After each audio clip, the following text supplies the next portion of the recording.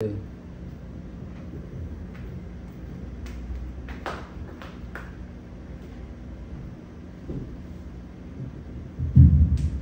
the highest is honor, thanksgiving, power, and glory belong to Jesus. Says Lord, Bagaga ka ng Diyos na may grace ng kita Diyos o may grace ang kalusagan nato. Salamat sa Panginoon Diyos na itagaan sa tagigayon na magadayin mga simple ng imahe. Salamat sa Panginoon Diyos. Pinaagi sa pagkaalan sa ating ipapaulay.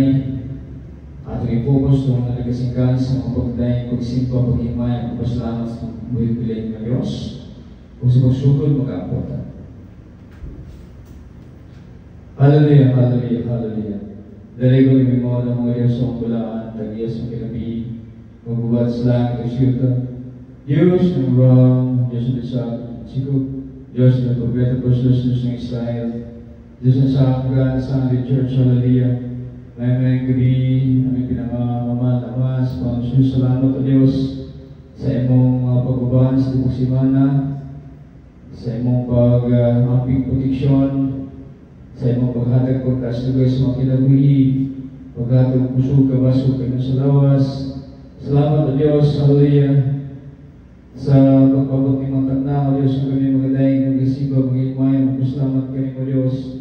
Inaw Diyos, ikaw na sa mga taliwala. Bisan din kami tapos o Diyos, hallelujah, mga pagdayin, pag-isiba, mag-imay, magpasalamat kami mo. Pagkabot o Diyos, sa mga ang trono, sa imong ritmo, kasing-kasing, kasing-kasing, Diyos, hallelujah. Ikan sa pagsugod ng Diyos, balik kami Diyos, hallelujah, pamunahan mo po kami sa joyful song, solemn song, bisan pa sa Bible study ng Brother Smugoli, bisan pa sa mga members mo, kalakanan hangtod sa closing prayers of Panibawang God. Balik kami Diyos, hallelujah, hallelujah. Gaya kami Diyos, hallelujah, hallelujah. Kami pasagdi o Diyos, hallelujah. Bubuhay kami sa mga presensya, Yogi kami sa malak. Gawang mo Diyos, hallelujah. Tabangin kami Diyos, hallelujah. Inatin mong balang Espiritu Diyos, magkaban ka lang, magkawan, hallelujah. Hallelujah. Kung kaliwala kami mahimo, kumula ikaw. Itanan God ang kiaabot isa, libos na matan. Lawang madawat sa gawa ng Panginoon Jesus. All the highest is honor, thanksgiving, power, and glory belong to Jesus. And in the name of Jesus we pray. Amen. Praise the Lord.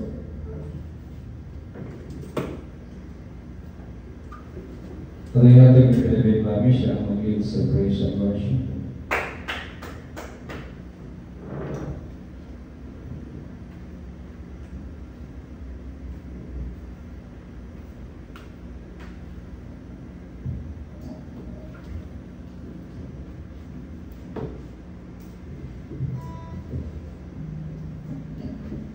We praise the Lord. May gabi sa tanan, atong grateful, atong buhi, ug dalay ng Diyos sa mga joyful o glorious songs. Amen. Praise the Lord. Standing on the promises of God, in eternity, His grace is free. Going in the highest, I will shout and sing. Standing on the promises of standing,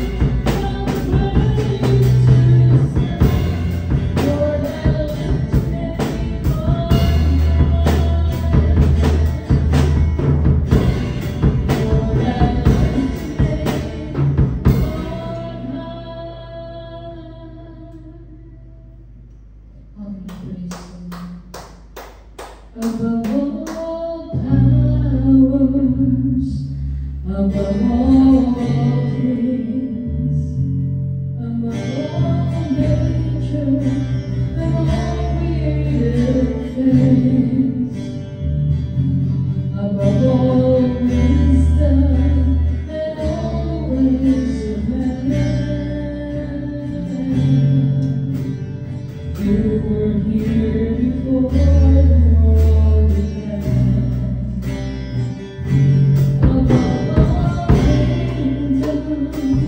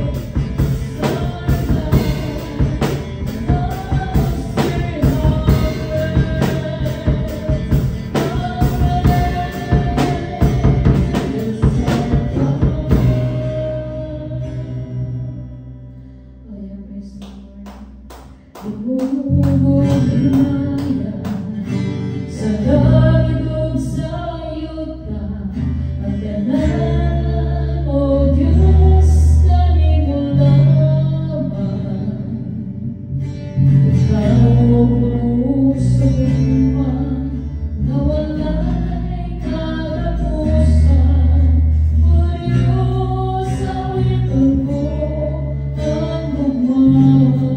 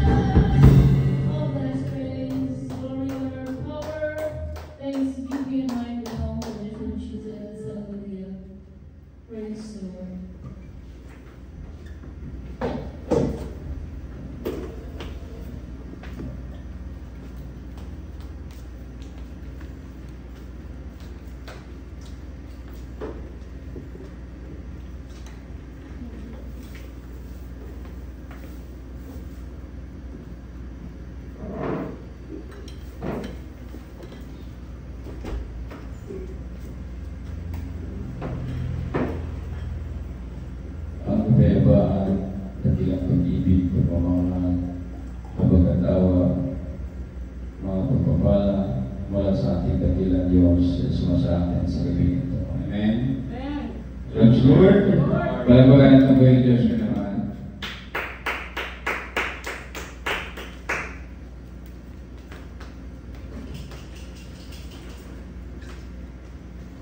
Kailangan yun ang paano kayo yung magpalakpak o sa naging na palakpak.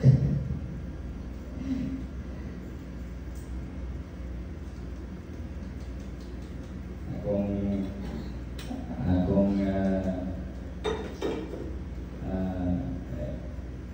iba na talaga yung generasyon ngayon.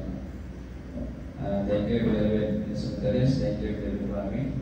Salamat sa ating kanilang Diyos. At medyo hanggang ngayon sakit yung aking ipin, no?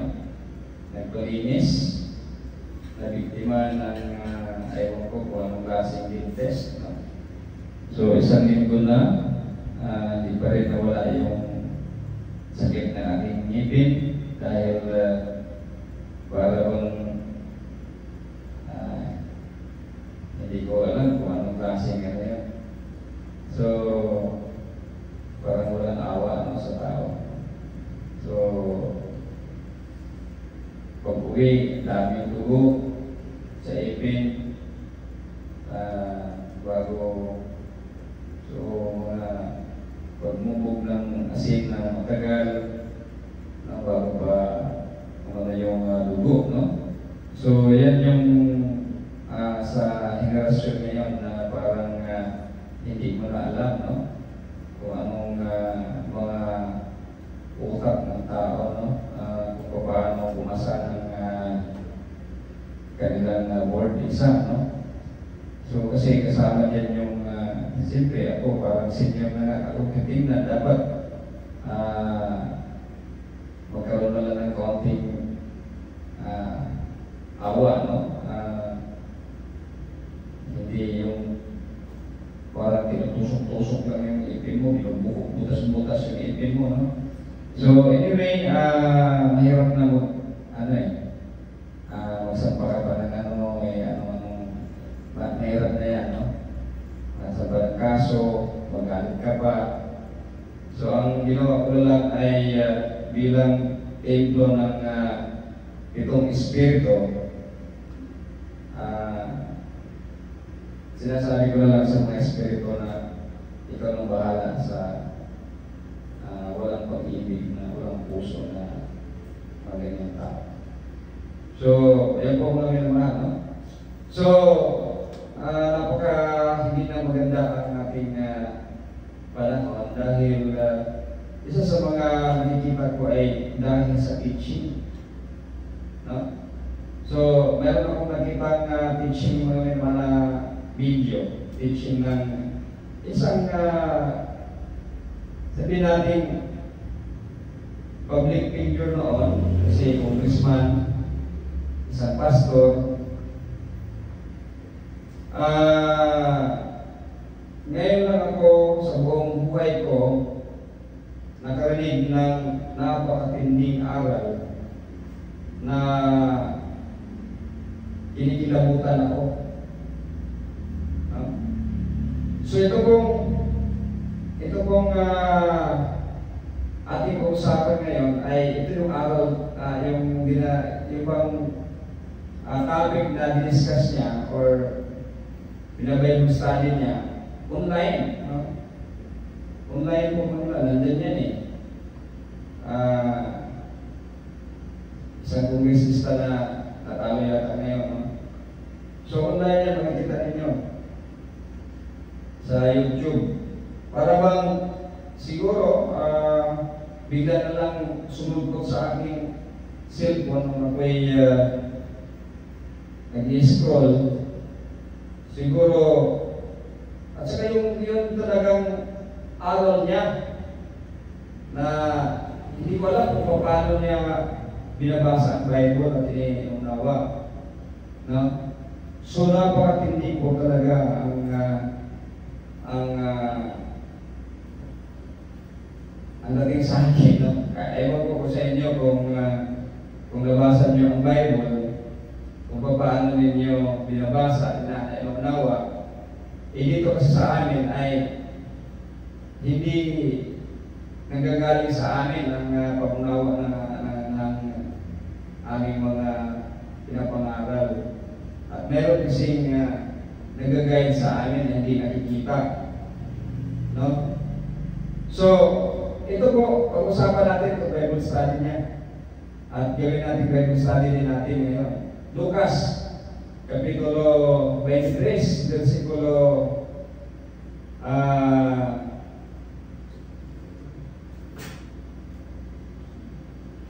30 hanggang 42. Ito po mga may mahal. Kaya, siguro, matanda na din siya eh. So, Lucas 23, versikulo 30 hanggang 42. So, itong mga araw na ito ang siyang nagpasama sa itong ganyan araw niya ay nagpapasama sa mundo. Kasi napakarami nga yan eh. Yung mga baptist kasi napakarami. Napakarami kasi klaseng baptist pero isa lang ang kanilang paniniwala. No? Pastor siya ng baptist. No? Mayroon din ako nakausap na baptist na sinasabi na pwede ka nang pumatay, pwede ka nang manggahasa. Kasi wala nang kwenta yan. Kasi maliligtas tayo dahil sa dugo ni Jesus dito sa cross. Kinikilabutan din ako nun. No? Hindi pa ako ginawang mga ngaral ng Diyos. No? So sabi ko sa kanya, kayo na lang dyan sa, sa samahan ninyo, sa relihiyon ninyo. Kasi kahit anong mangyari, no? Sa isip ko, kung hindi lilituhin ng Diyos ang aking isip, hindi ako sasama sa kanila. Kasi napakamali eh. Pwede na mong gahasa. Ngayon na ulit, yan sa YouTube, tingnan nyo. Yung araw ni dating Congressman Amante. Kaya na humusga. Ayaw kong kaya na humusga. Pero ito, bibigyan ko lang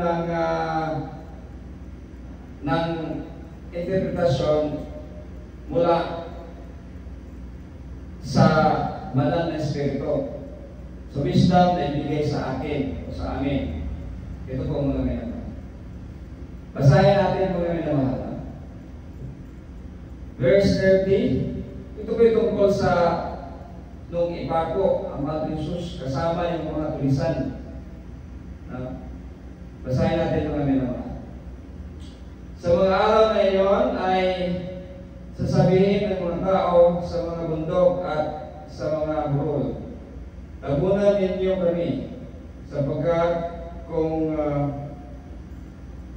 ginawa nila ito sa akin na walang kasalanan, ano pa kaya sa mga taong may kasalanan?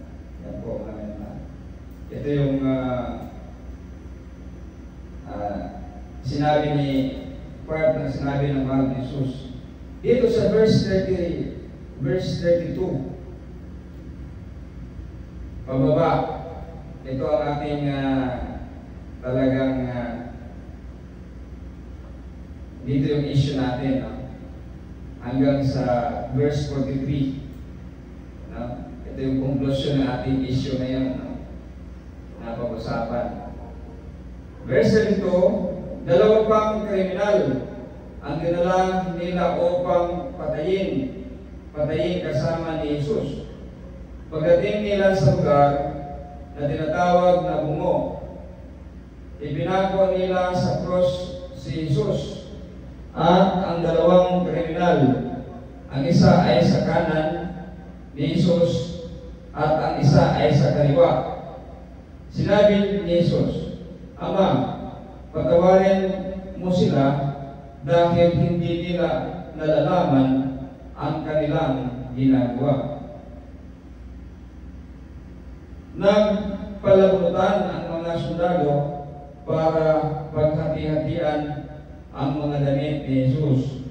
Habang nakatayo ang mga tao roon at nanonood, iniinsulto ng mga tagapamahala ng bayan si Jesus. Sinabi nila, iniligtas niya ang iba. Iligtas naman niya ngayon ang kanyang sarili kung siya nga talaga ang Misaya, pinili ng Diyos. Ininsulto rin siya ng mga sundalo at binigyan ng maasim na alak. At sinabi pa nila sa kanya, kung ikaw nga ang hari ng mga Hudyo, iligtas mo ang iyong sarili. May karatulan sa ulunan ni Jesus at ganito ang nakasulat. Ito ang hari ng mga Hudyo. Ininsulto rin si Jesus ng isa sa mga kriminal sa tabi niya. Ito na ang mga mahal. Hindi ba ikaw ang Misaya? Iligtas mo ang sarili mo, pati na kami. Pero sinaway siya ng isa pang kriminal na nakapangko. Hindi ka ba natatakot sa Diyos? Ikaw man ay pinarusahan din ng kamatayan.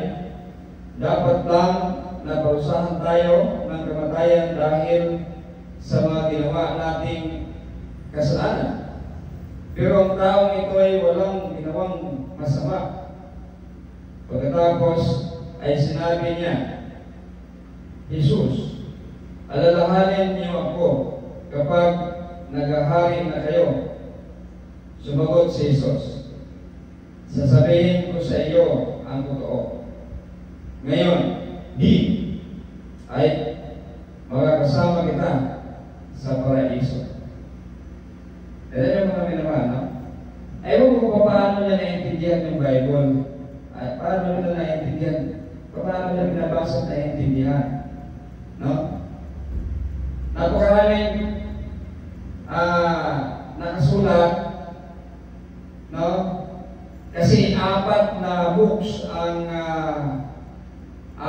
sangalan ng anak, no? Ang gospel ng mahal ni Jesus, sangalan ng anak. 4 ang nakasulat: Mateo, Marcos, Lucas, at saka John. Sa 4 na ito, 2 lang ang apostolis na pinapanawalaan na sumulat, si Mateo at si John. So, ibig sabihin, kapag magbabasa ka sa libro ni John, yan po ay personal knowledge ni John dahil siya ay apostoles. Kapag nagbabasa ka ng book ni Mateo, ayon sa nakasulat, siya isa ding apostol, kaya ang binabasa mo ay personal knowledge ni John.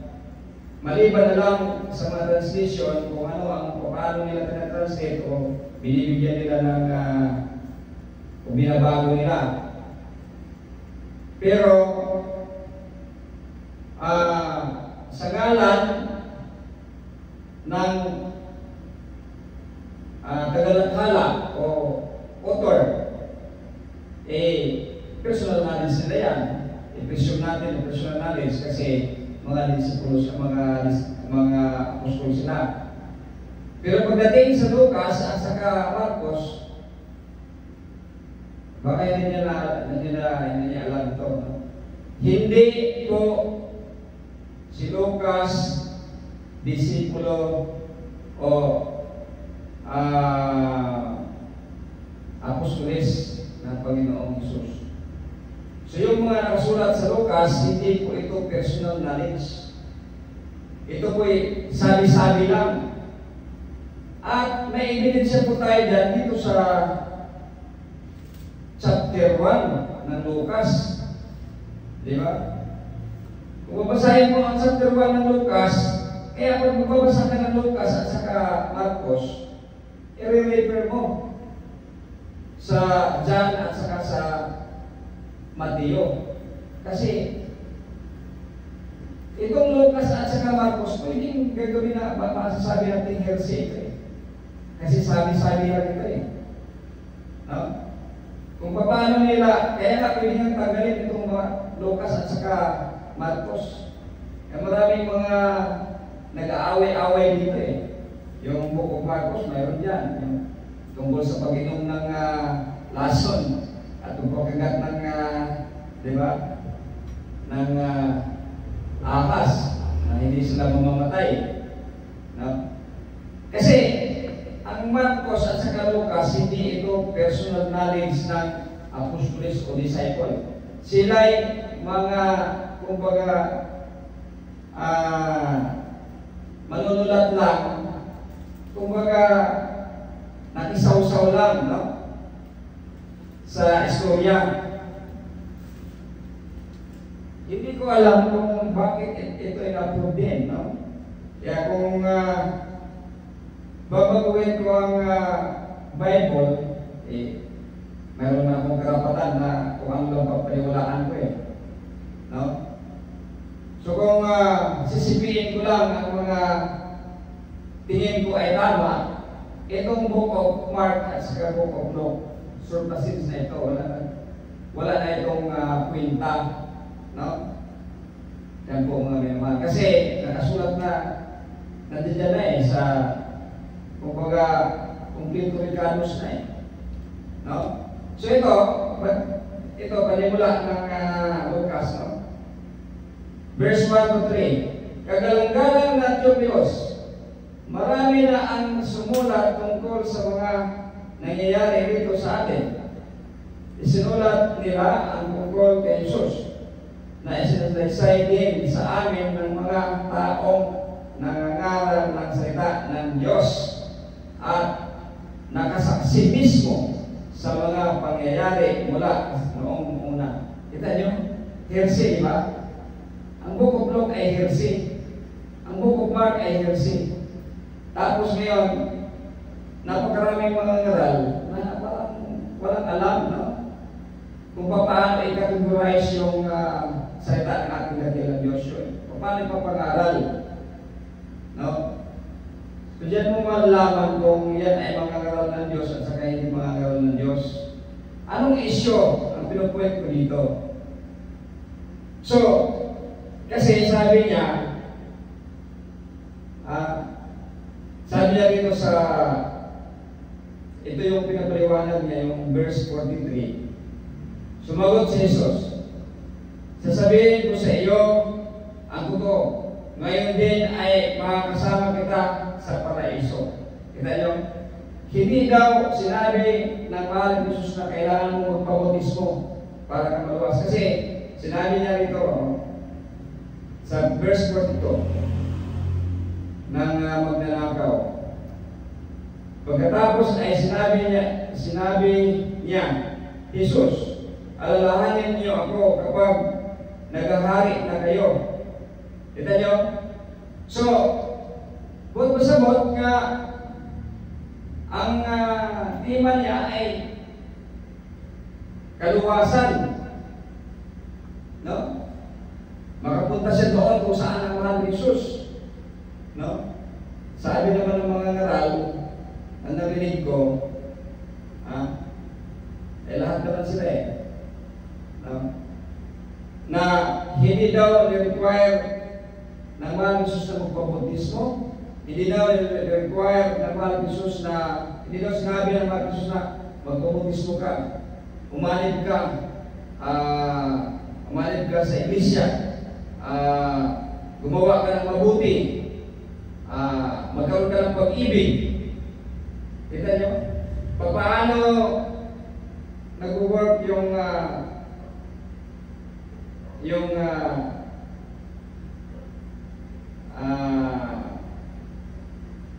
kapangyarihan ng demonyo, no? Kita niyo? Samantalang pag babasahin mo itong gospel, halos lahat nakatuon doon sa pag-ibig. Ang mahal na Jesus ay bukang bibig ang mag-ibigan kayo, magmahalan kayo. Ang mga apostoles, mga disciples, ganun din ang kanyang teaching. No? Maging matuwid, maging mabuti. How come? Na isang mga ngaral, no? Nasasabihin na hindi naman na kailangan na lahat yan kasi ang dugo lang ng mahal na Jesus dito sa cross ang kailangan para ka maligtas. Kasi hindi daw sinabi dito. Kita niyo? Ha? Kita niyo kung paano kumikilos sa huling araw si Talim? No? So, ibig sabihin, lahat ng laman ng Biblia, ng Gospel, ay wala ng kwenta.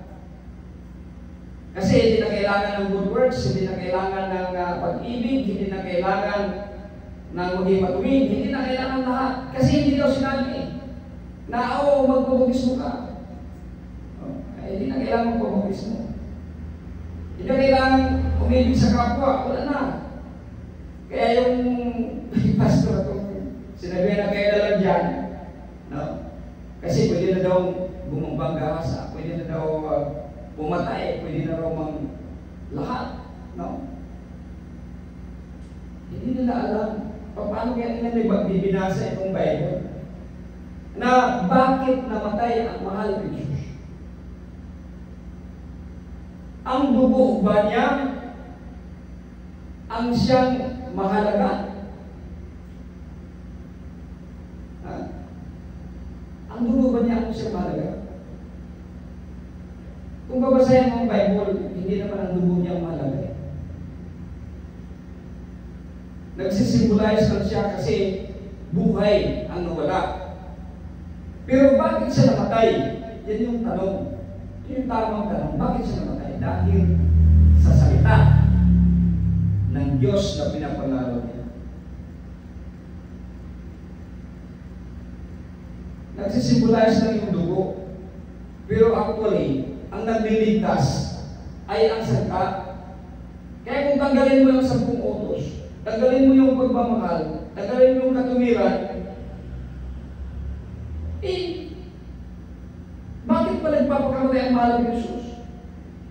Kasi ang kaligtasan ay hindi dahil sa dugo, kundi dahil sa salita ng Diyos. Kasi kung wala yung salita ng Diyos, ng Ama, na pinangaral niya, hindi siya mamamatay doon sa krus, hindi siya papapato.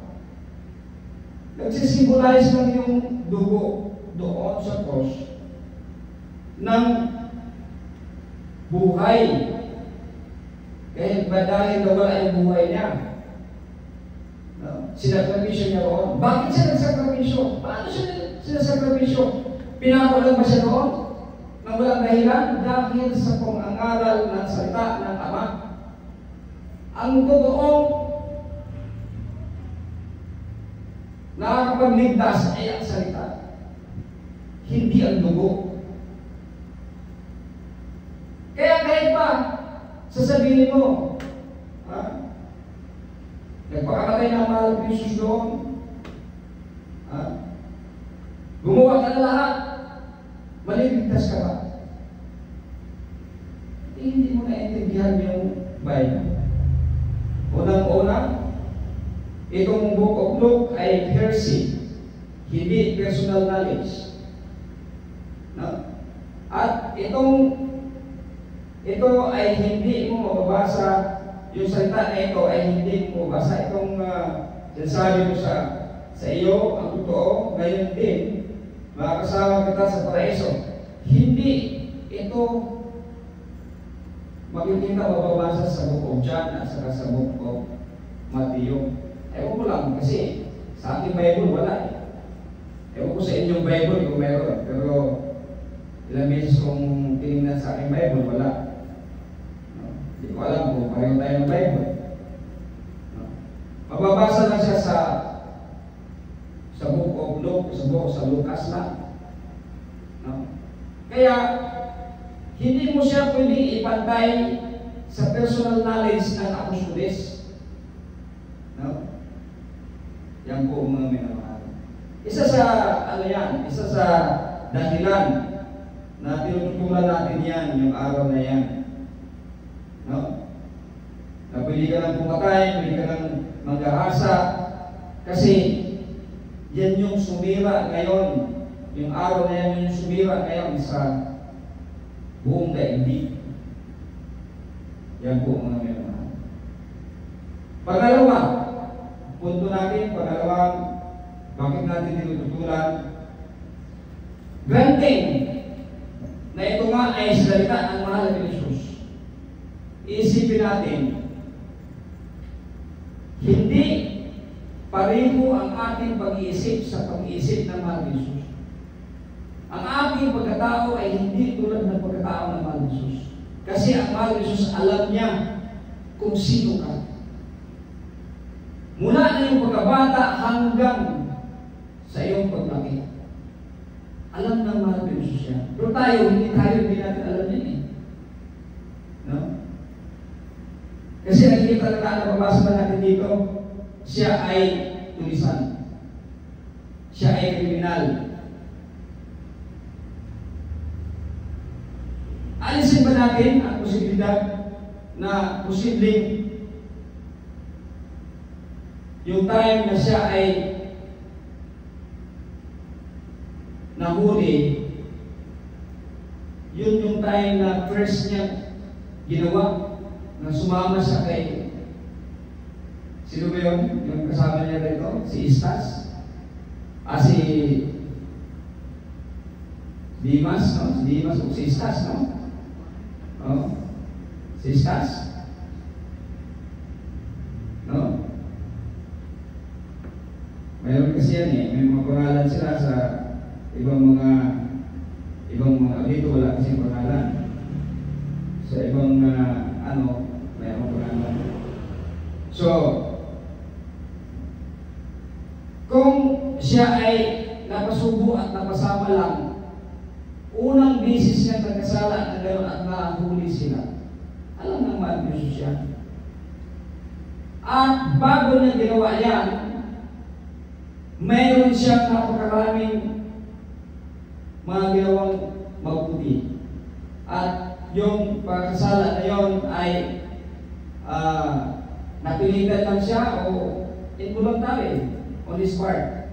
Hindi naman talaga siya likas na masama. Alam naman Diyos siya. Tayo ay hindi natin alam yan. No? Kaya, isipin natin na hindi naman ang mahal na Jesus isang sabi natin mayroong problema. Kasi bakit niya sasabihin na kakasamahin kita? Granting na mayroon nga yan, no? Nangyari nga yan. Totoo yan. Kahit nawala sa book of John at sa book of Matthew, no? So, granting lang, no? I-assume lang natin na mayroon yan. No? So, isipin natin, hindi naman ang mahal na Jesus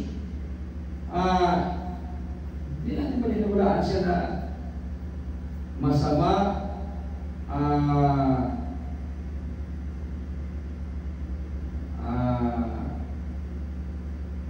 walang hiya o bubo o tanga, no? Hindi natin pwedeng isipin sa mahal na Jesus yan. Kasi unang-una yung attention niya, talagang nandyan yung 10 utos. Susundin talaga yun. Kasi, ang lumapit sa kanya na the young rich man, nagtanong kung ano pang kulang niya upang magkaroon ng buhay na walang hanggan. Diba sinabi ng Jesus yung mga naka-enumerate doon sa 10 utos? Diba? Tapos pagdating dito, i-assume mo na wala yun. Hindi na yung kailangan. Kasi, ililigtas, sasamahin, kasasamahin, isasama. Yan mo, titignan nyo. So, ibig sabihin, inaatake mo ang personalidad ng mahal ng Jesus. Kung gano'n ang iyong pangunawa, inaatake mo. Para bang kini-question mo ang pagkatao ng mahal ng Jesus na ito wala naman tayo, wala naman itong paninindigan. Kasi, yun yung mga teaching niya eh. Pagdating dito, biglang kakasamahin. Yan po mga minamahal. Alam ng mahal ng Jesus kung anong ginagawa niya.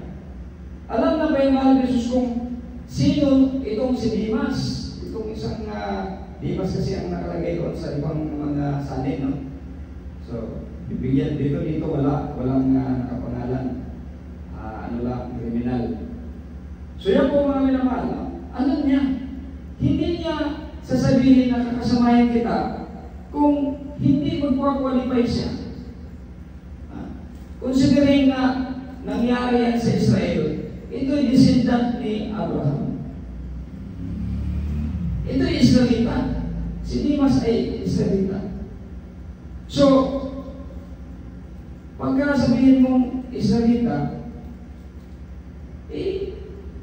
hindi naman lahat hindi sumusunod sa Diyos. Kaya nga kung halimbawa lang, mula na kanyang pagkabata, siya matuwid, nagkasala lang siya itong okasyon na ito. No? Hindi naman talaga siya likas na masama.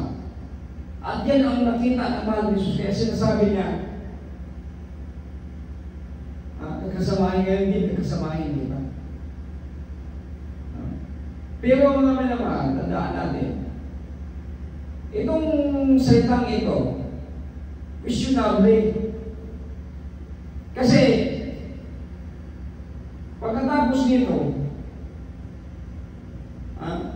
namatay ang mahal ni Jesus, namatay din ang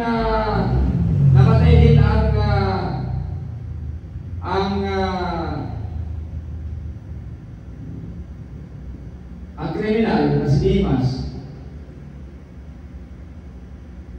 Si Dimas, hindi naman nabuhay.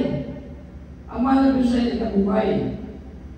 Tapos, nung nakita sa kwento dito, nakita ni Mary Magdalene, ang mahal ni Jesus, ayaw magpahigo kasi pupunta pa siya sa ama. Hindi naman niya kasama si Dimas eh. At hindi siya, nung time na yun, sinabi niya na ngayon din kasasamahin, marami pang araw na lumipas. Kaya, itong verse na ito ay questionable talaga. Questionable ito. Nag-stay pa ang mahal ni Jesus ng 40 days. No? Hanggang, yan yung may tinatawag na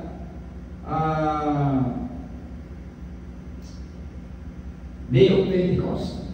40 days po yan. Bago siya umanig sa langit. Saan napunta itong salita ito? Ang mahirap kasi dahil binabasa lang nila yung isang bersikulo. At kapag magagamit nila, gagamitin nila at ipagmalaki nila sa mundo na tama sila. Kita niyo mo kami naman. Kaya napaka-questionable ito eh. No? Hearsay na nga ito, ang sumulat nito ay hindi personal knowledge niya. Ito. No? Hearsay na nga.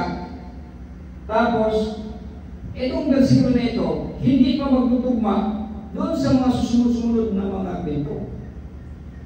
Kasi ang mga Diyos ay namatay, si Dimas naman ay hindi namatay, ay nabuhay, at si Dimas ay hindi nabuhay.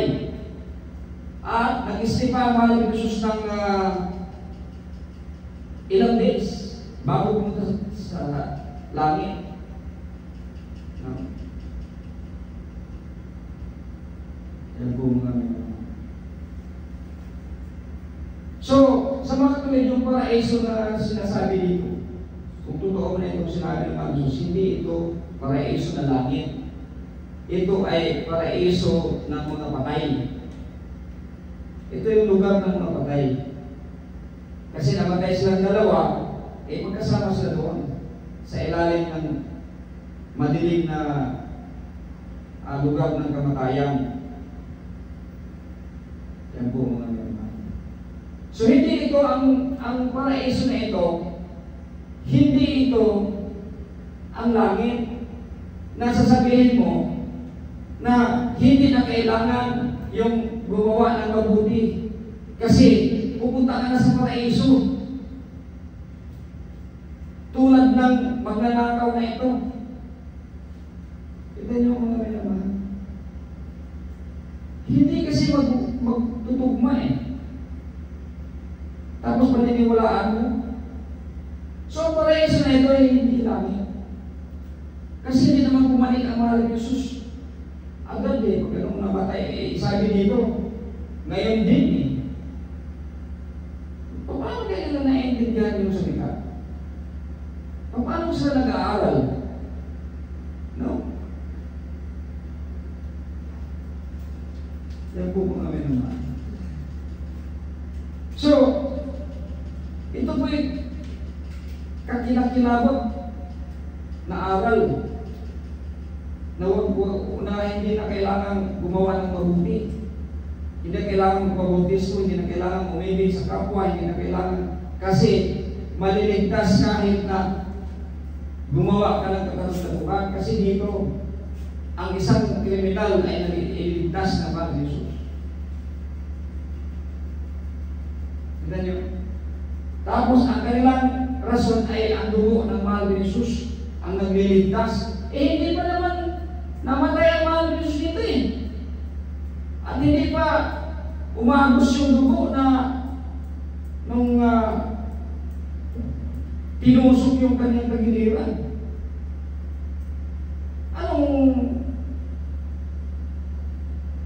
Anong sasabihin mong dahil sa dugo?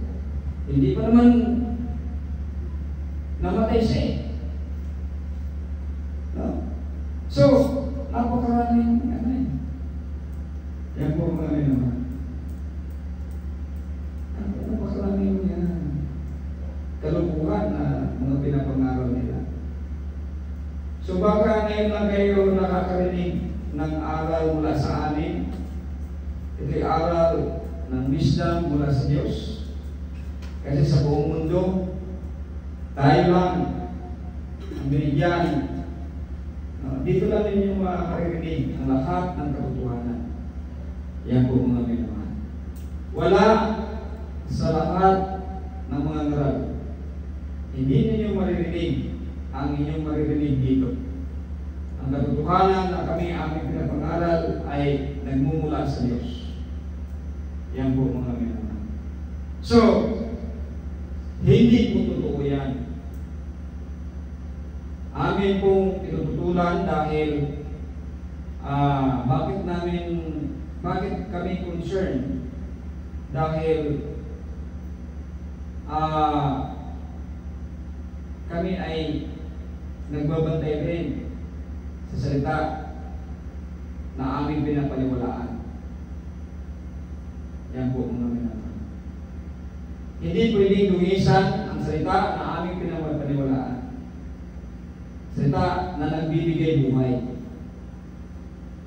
Kasi kapag dungisan mo ito tulad ng kanilang pangaral, imbis na magbibigay buhay, magbibigay ng kamatayan dito sa impyerno. Kaya pinapangalagaan namin ito. Kaya concern kami.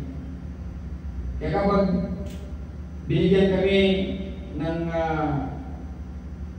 wisdom ng Diyos na kailangang tutulan namin. Kasi wala naman akong ginagawang bigla lang akong binigyan ng pinakita ng banal na espiritu ng video na yun. Wala namang interest ng mga ganyan. Hindi ako interesado sa mga teaching ng kahit kanino. No? Hindi ako interesado ng teaching ng kahit kanino. Kasi wala pa akong teaching na nakikita na tama. No? Wala pa akong teaching na narinig na tama. Matanda na lang ako ngayon, wala pa akong narinig na tama na teaching. Yan po mga minamahal. Ang sinasabi kong tama na teaching yung the whole. Siyempre, pag kukuha sila ng versikulo, tatama sila yung mga hindi kailangan ng wisdom. Tatama talaga sila dyan. Pero sa mga versikulo sa salita ng Diyos na kailangan ng wisdom, doon na sila. So, the whole teaching ng kanilang religion o paniniwala. Yan yung sinasabi ko. Wala pa.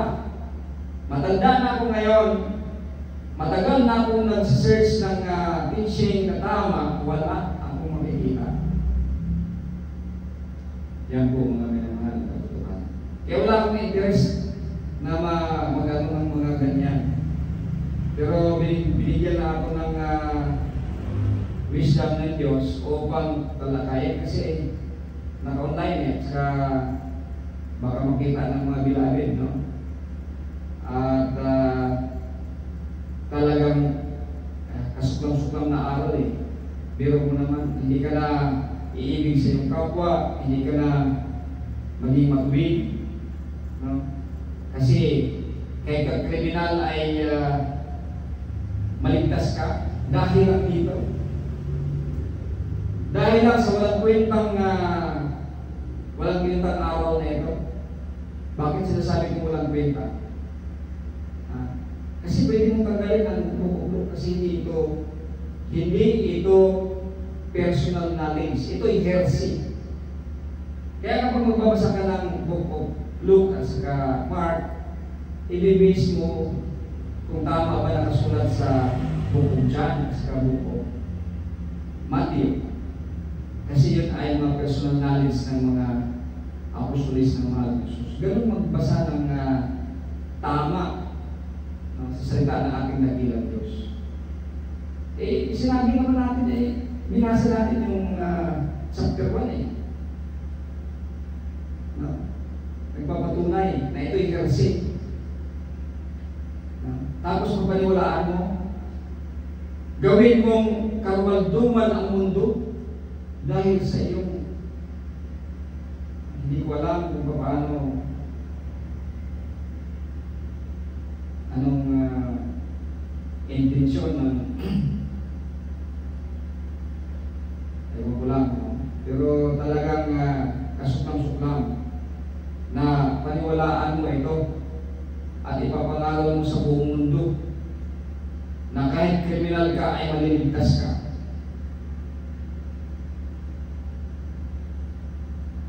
Napakasamang teaching. Ito na yung pinakamasamang teaching na narinig ko. Sana pag makarinig kayo ng ganyang teaching, balikan ninyo ang aking mga pangangaral sa inyo. Awitan natin ito.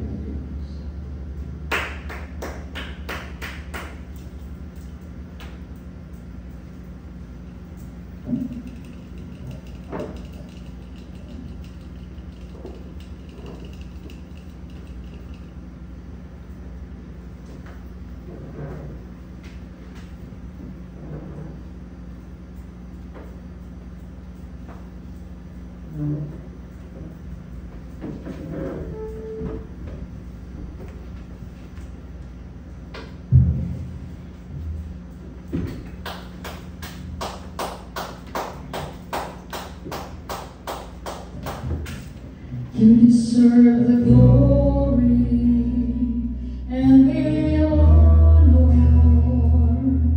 Lord, we lift our hands in worship as we magnify your name. You deserve the glory and the honor. Lord, we lift our hands in worship as we magnify your name. You are God, you miracles so great. There is no one else like you. There's no one else. You are great, you miracles so great. There is no one else like you. There's no one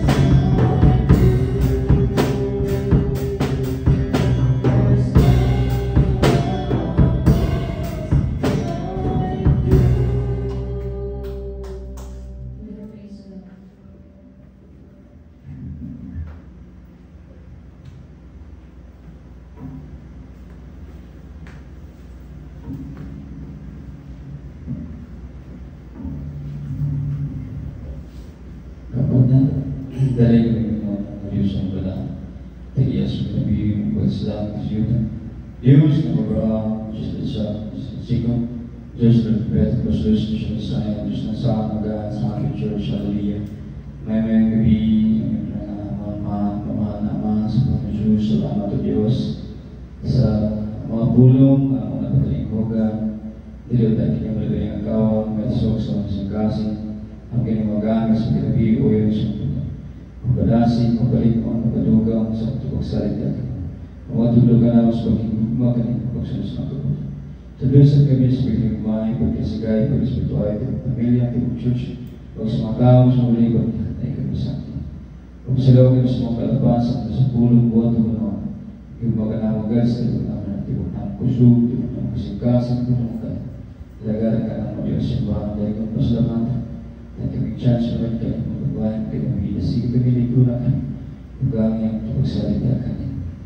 Pero ang Diyos, padayin ikaw, magbabayan ka naman sa pinibangon ang sa pagkakuman ng Diyos, o padayin ikaw mag-ayos sa mga sakit-pulitian, masulat sa mga problema sa mensyado sa sakit-pulitian, ikaw magagkalbo sa Panginoon ang mga tubag sa mga pagkakuman. Padayin ikaw, Diyos, magadasig, palituan, o padayin ikaw, Diyos, hatag ka na mo o taas pang lugar sa kinabi o Diyos. Kita nang yan at iambog isaling po sa mata. Lamang madawat sa kamanang Panginoon Jesus. All the highest honor, thanksgiving, power, and glory belong to Jesus. In the name of Jesus we pray. Amen. Praise the Lord.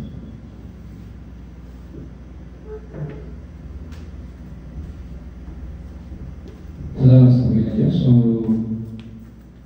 kailangan tayo sa pagbibigay ng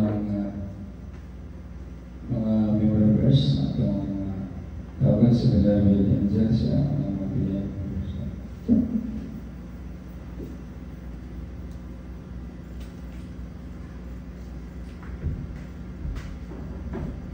Proverbs 3 verses 5 to 6. Trust in the Lord with all your heart and lean not on your own understanding. In all your ways acknowledge Him, and He will make your path straight.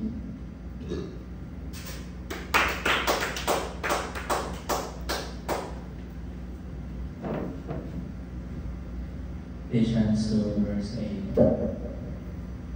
For this by grace you have been saved through faith. And this is not from yourself, but from God, not by words, so that no one can boast.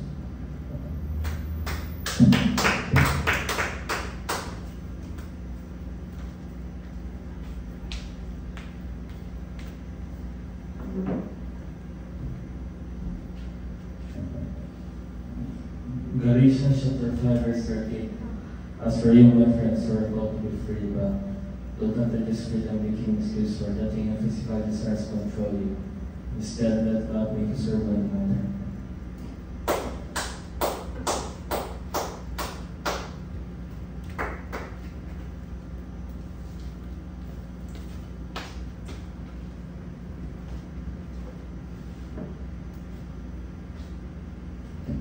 Proverbs chapter 16 verse 3.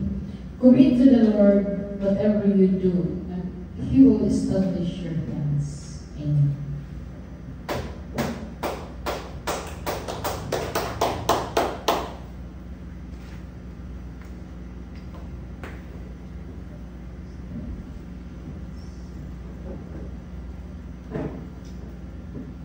Matthew 6:32. Seek ye first the kingdom of God and His righteousness, and all these things shall be added unto you.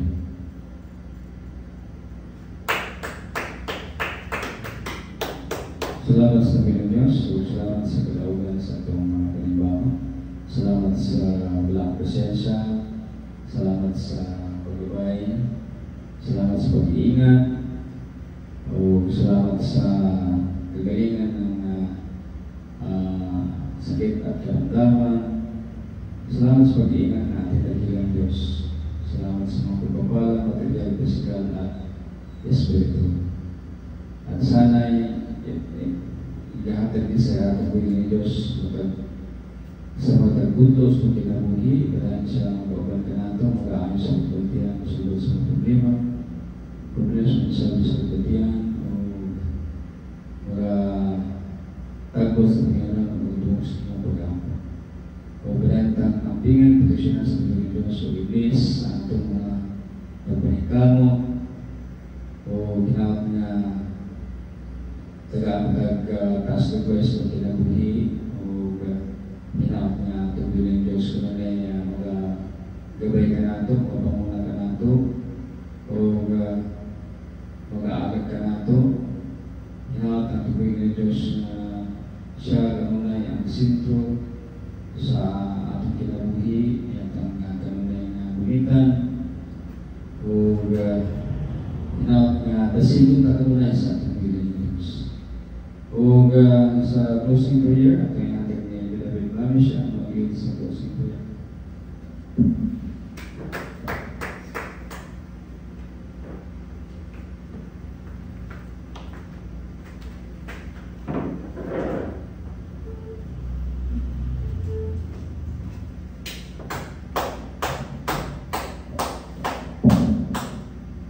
I praise the Lord, O God. Praise, glory, honor, power, thanksgiving, and might belong to our dear Son Jesus. And I praise God.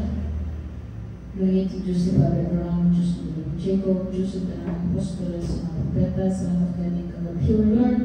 Iyong mong ipadaan sa pinagbigat, salamat Lord sa inyong mga pulong, mga karapat at impugan, na pulong tinig ko Jesus ang singkasing, mahimong gabay sa mga kinabayugan.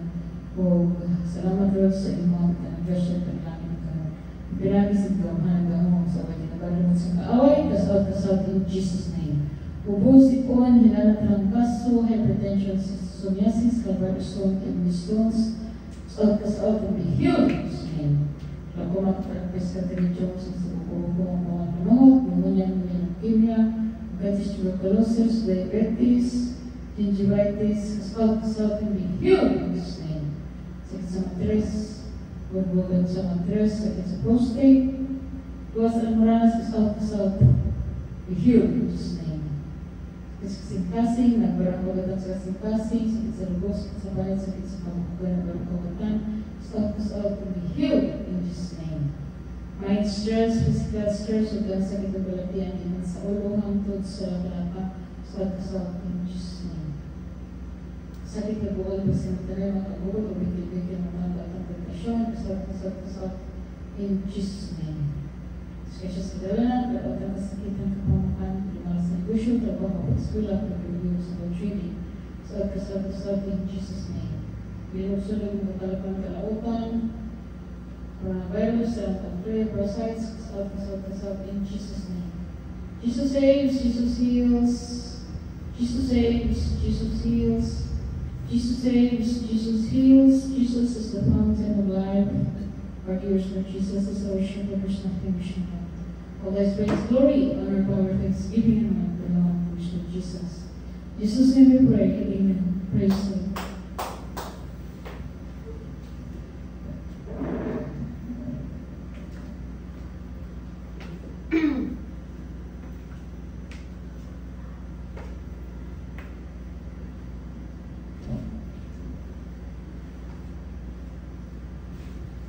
Sometimes shout to himself. Hallelujah, hallelujah, hallelujah.